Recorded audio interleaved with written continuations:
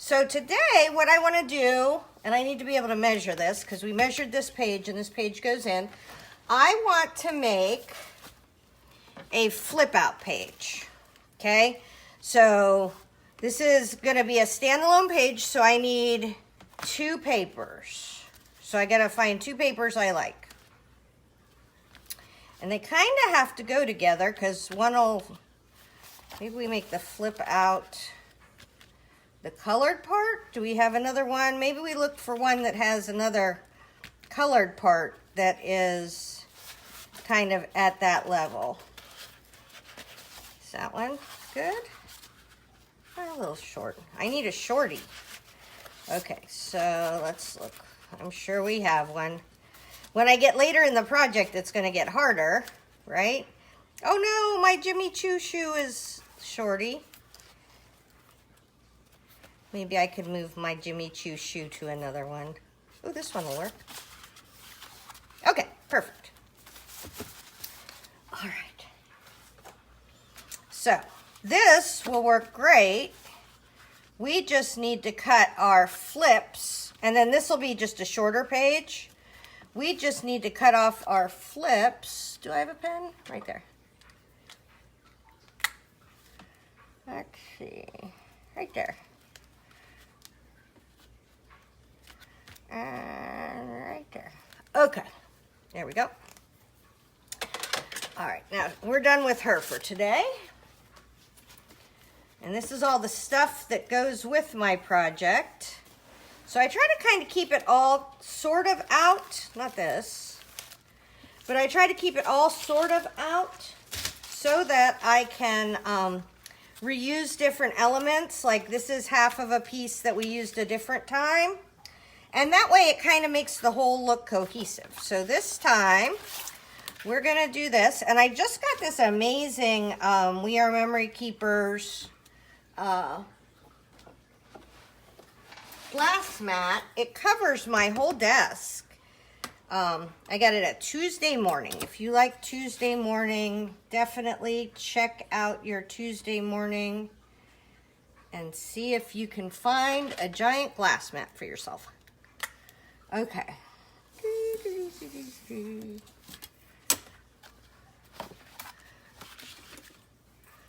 And I am not too fussy about this. This is not something that I'm going to get all twisted about because there's probably a good chance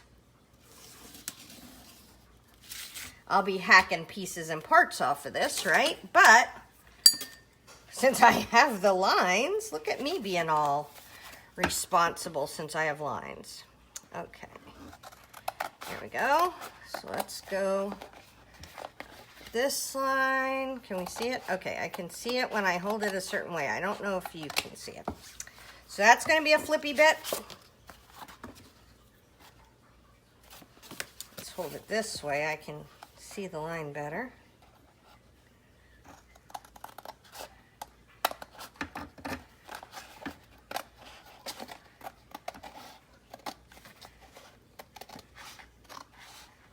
Okay.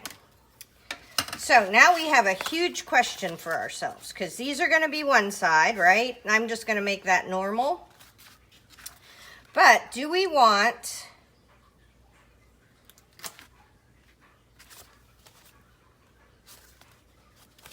it to match up this way, right? So I want the blue to flip over and then open up purple, and the purple to flip over and open up blue, okay? So we're gonna do this. And I am going to just use some.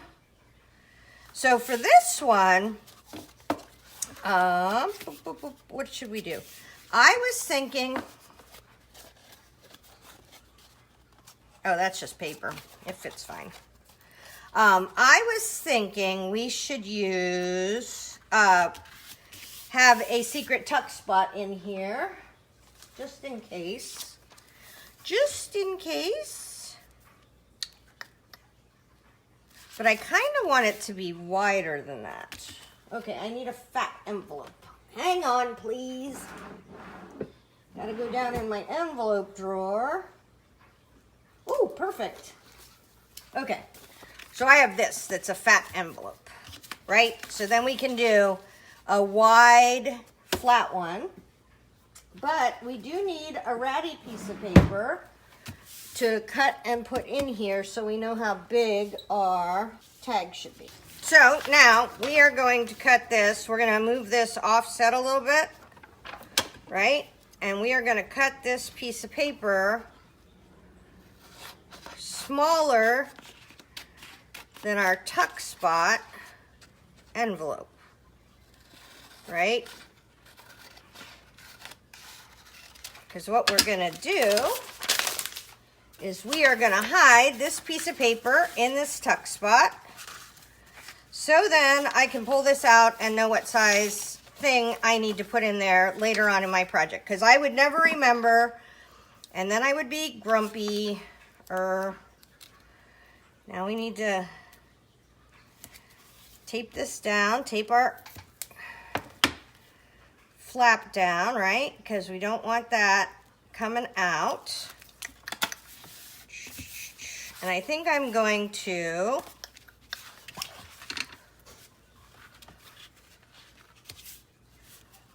so we want this sticking out a wee little bit so we can cut it off.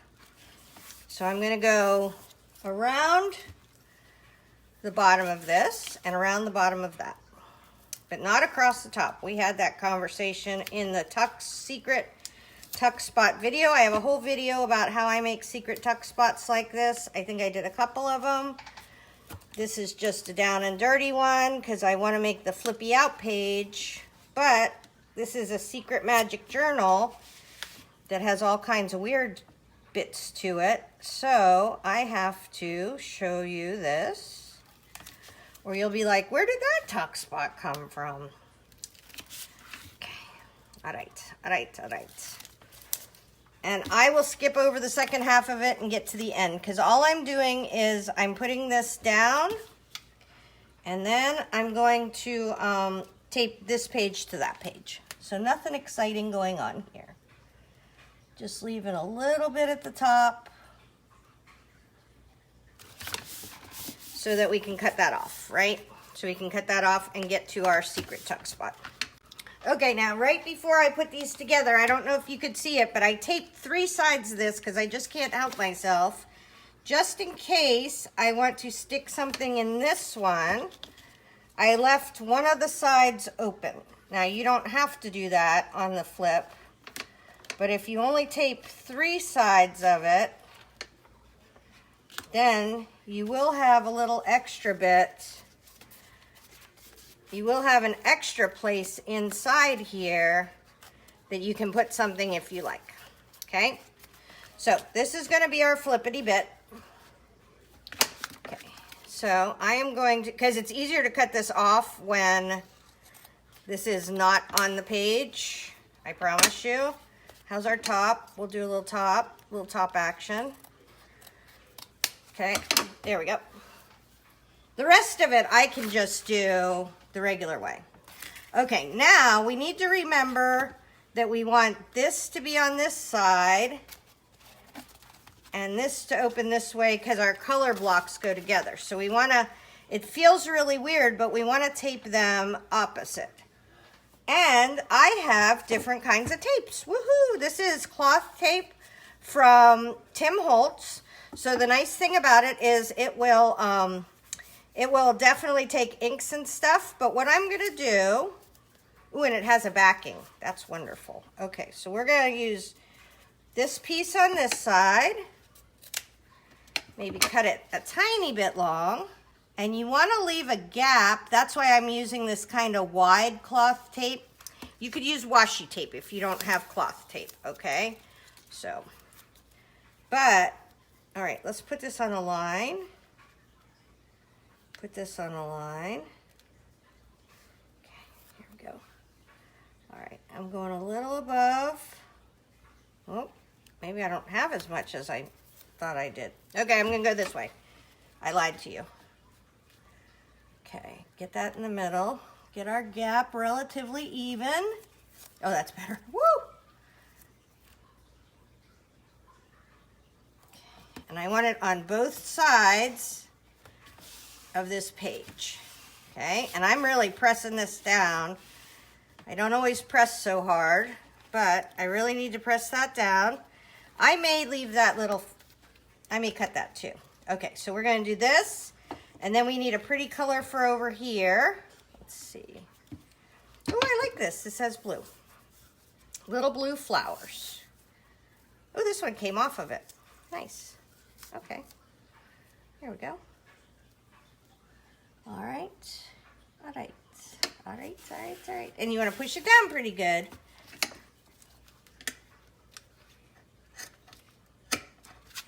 Okay. I think this one actually came off kind of funky because I can't see my tape. Oh, and that's sticky, which it would bother some people, but it doesn't bother me. Okay, so let's go ahead and cut this off. There we go. So now I can still see my tape, right? All right, so let's cut any extra tape off here. And let's cut, what is that? That's just part of that other side.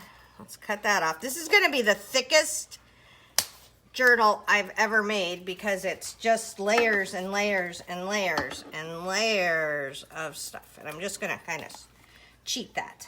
Okay, and this is why we can't have nice scissors, because we use them to cut all kinds of sticky stuff. Okay, so we're good. Let's find our top, because that's where our secret tuck spot is. Let's make sure our secret tuck spot didn't get stuck. Oh, yeah. Okay, so the secret tuck spot is stuck in there, but hold on. If we do this, okay, we go across here, we cut the top of that envelope, because remember we put that piece of paper inside the envelope? I'm cutting something on the other side. This paper's going to wind up being this long. Okay, so now this is the cool part. This is the secret, sneaky part of this, is now we know exactly how big a item we want to put in there, right? But it's just sitting there, and then don't forget we have a little tuck spot over here.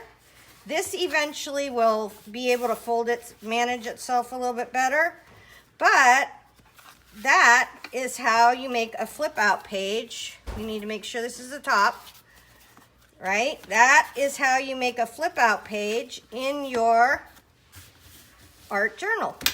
Hopefully that helps. Tara Jacobsen, Artsy Fartsy Life.